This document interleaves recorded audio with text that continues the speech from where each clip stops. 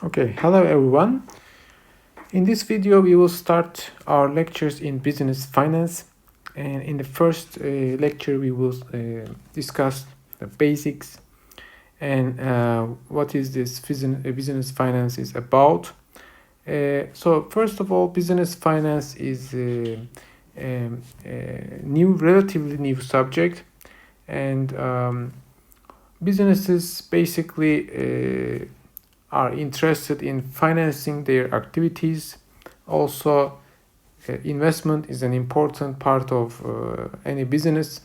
So these decisions, financing or investment decisions, are analyzed within business finance, and this area is closely related to other disciplines such as economics, accounting, law, quantitative methods, and behavioral sciences.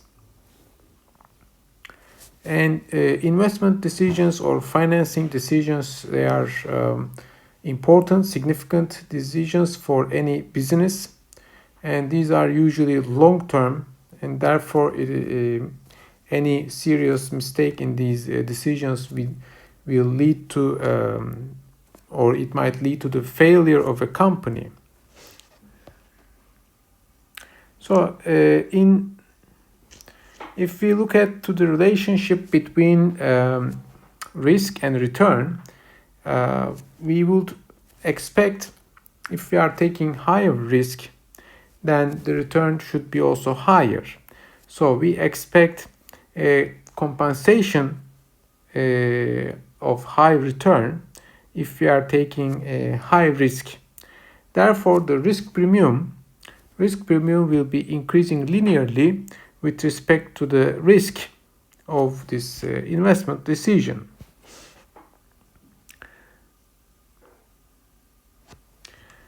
Next, we talk about the relationship between business finance and accounting, and obviously business finance and accounting are not the same thing.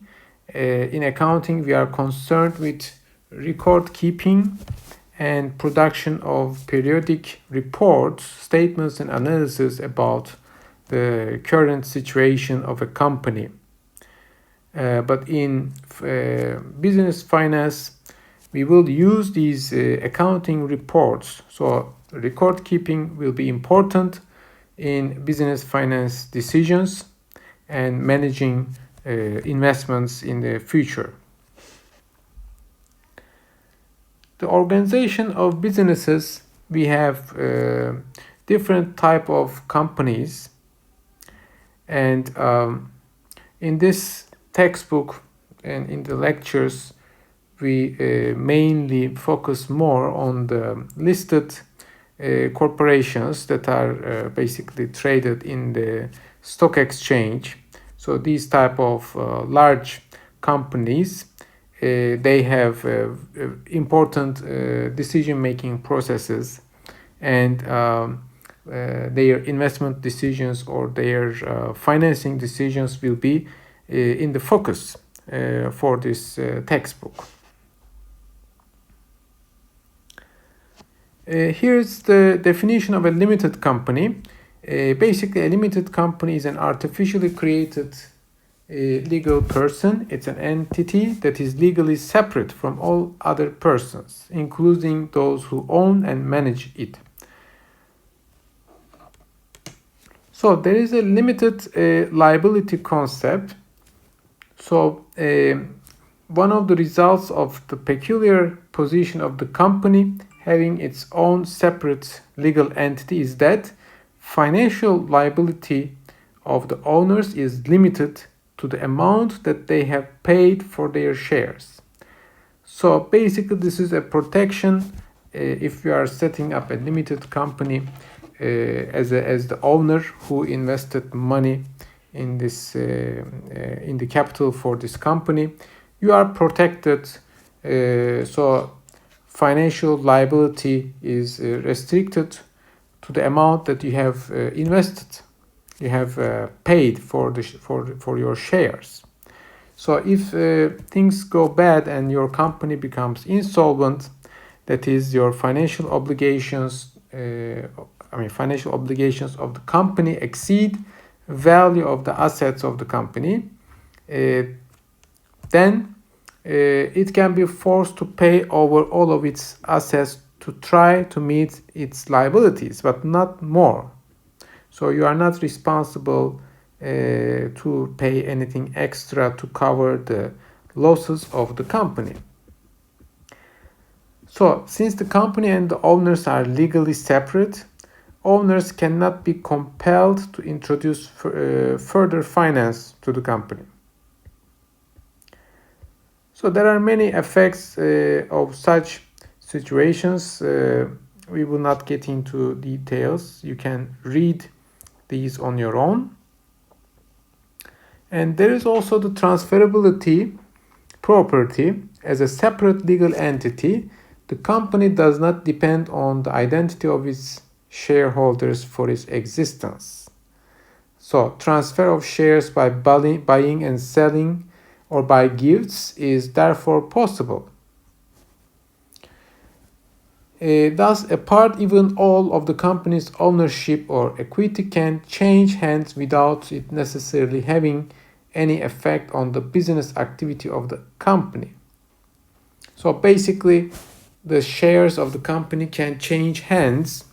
It can be traded, and it will not change the existence of the company.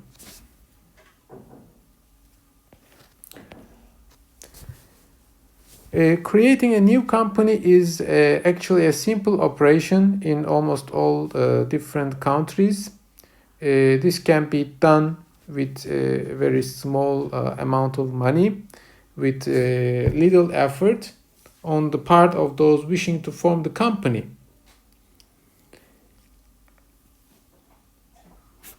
The formation of a company basically requires the promoters to make an application. If you are in UK or in another country, you will basically file your application according to the legal system in that country, but it will not be a complicated process.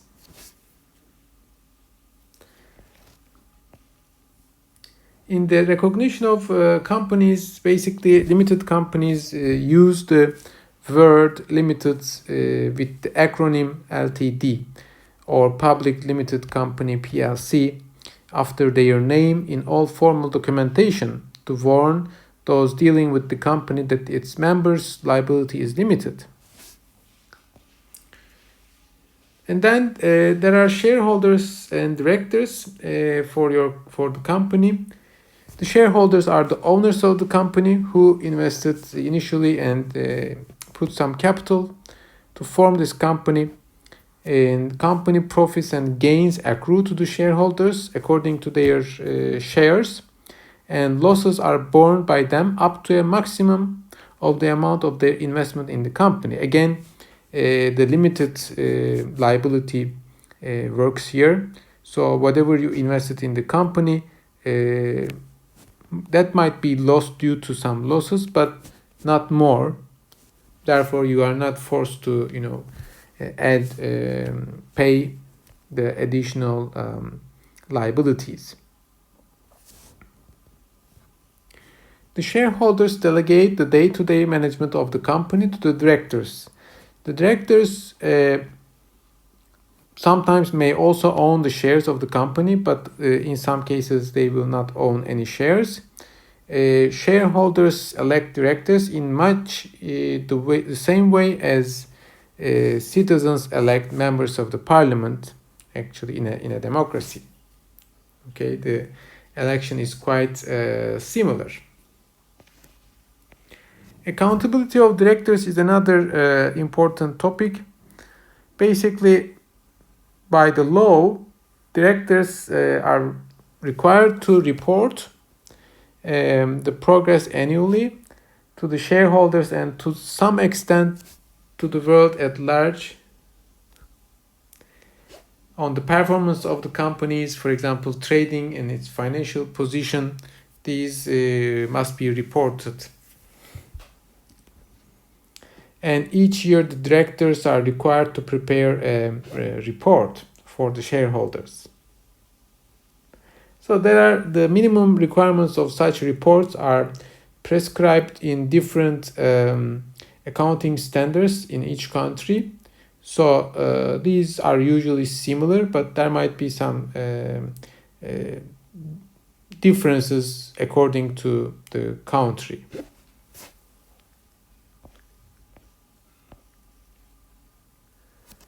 In recent years, the issue of corporate governance has generated much debate. So corporate governance and the role of directors is another important point we should emphasize. Basically, this term is used to describe the ways in which companies are directed and controlled. The issue of corporate governance is important because with larger companies, those who own the company are usually divorced from the day-to-day control of the business. The shareholders employ the directors to manage the company for them.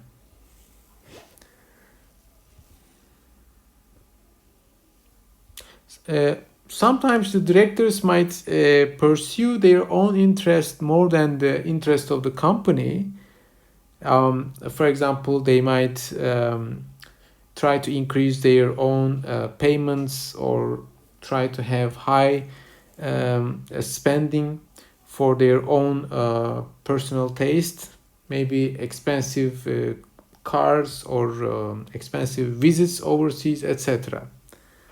So there might be a conflict that occur between the interest of the shareholders and the interest of the directors.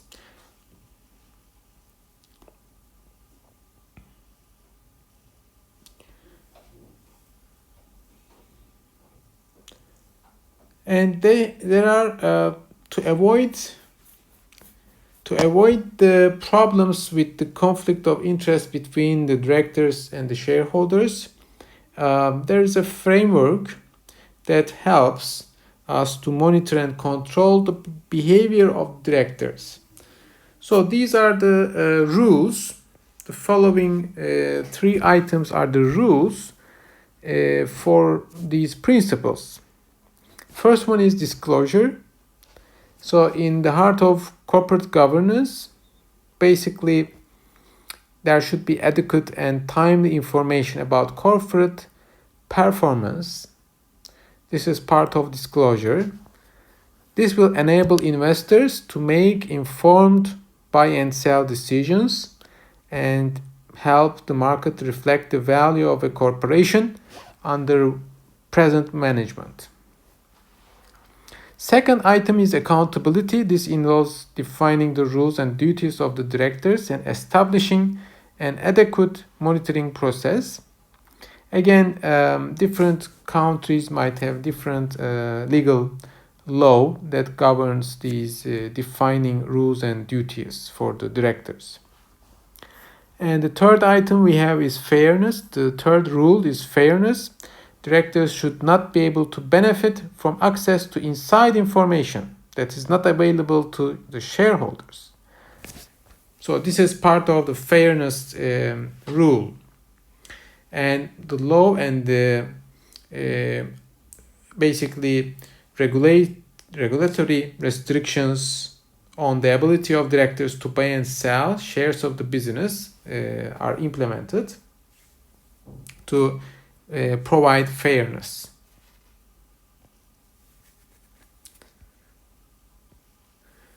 So here in our textbook, actually, we have a table that shows the ownership of London Stock Exchange listed shares. And as we can see, individuals, insurance companies, pensions funds, etc. We can see the ownership of London Stock Exchange listed shares. So percentages are given for individuals or other funds as other financial institutions. So as we see, although only just over 1/5 of shares are held directly by individual members of the public, all of the remaining shares are owned for the benefit of individuals. For example, the shares owned by insurance companies represent funds set aside to provide benefits to individual life insurance policy holders and or their dependents. Next, we will skip a little bit here. And then the next important topic is long-term financing of companies. So much of the semi-permanent finance companies in a minority of cases, all of it is provided by shareholders, and many companies have different classes of shares.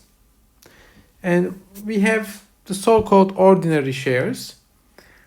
Ordinary shares is issued by the company to investors, basically who are prepared to expose themselves to risk in order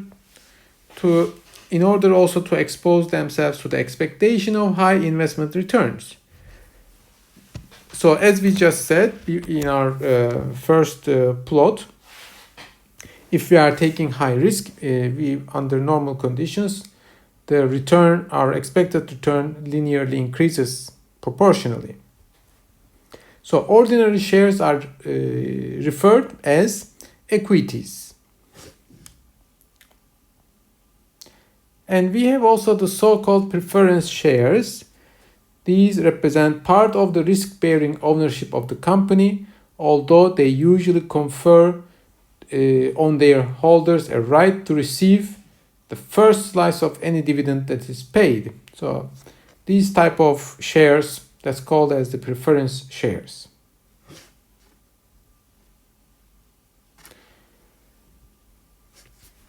And the next item, basically borrowing, because many companies borrow funds, and in order to cover their spending, investment projects, etc., they also borrow funds on a long-term basis.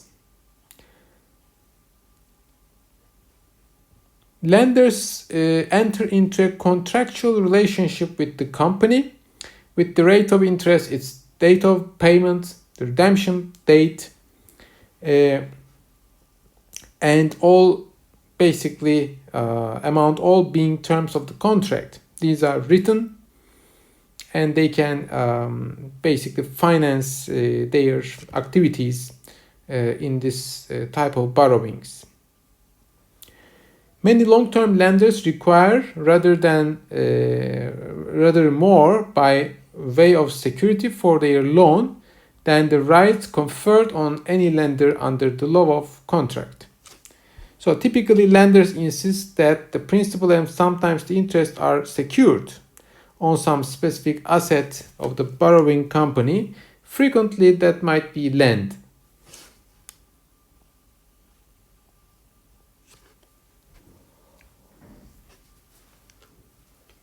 Raising and repaying long-term finance. So this is very important for companies to finance their investments, because they will be getting their returns from investment probably in long periods of time, not immediately. So companies have a fair amount of power to issue and redeem ordinary shares, preference shares, and loan notes. Where redemption of shares is to be undertaken, the directors have a duty to take certain steps to safeguard the position of creditors. Next, liquidation. Now, liquidation involves appointing a liquidator to realize the company's assets, to pay the claimants, and formally to lay the company to rest. Okay, so basically the initiative to liquidate the company comes from potentially two sources, from either the shareholders, perhaps because the purpose for which the company was formed has been served, or the company's creditors, where the company is failing to pay its debts In these circumstances, the objective is to stop the company from trading and ensure that non-cash assets are sold.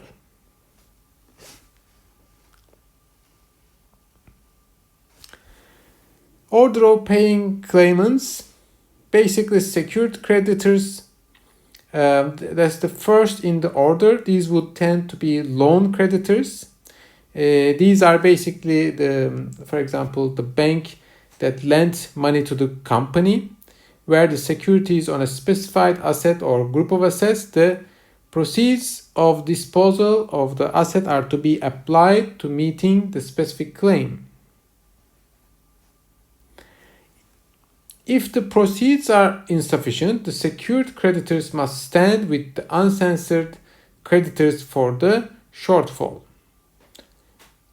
And then second type is the unsecured creditors. This group usually include most trade payables, those that have supplied goods and services to the business on credit. It would also include any unsecured loan creditors. So these are the important topics that we just briefly explained. So we will stop the video here, and in the second video we will continue with the derivatives. Thank you for watching.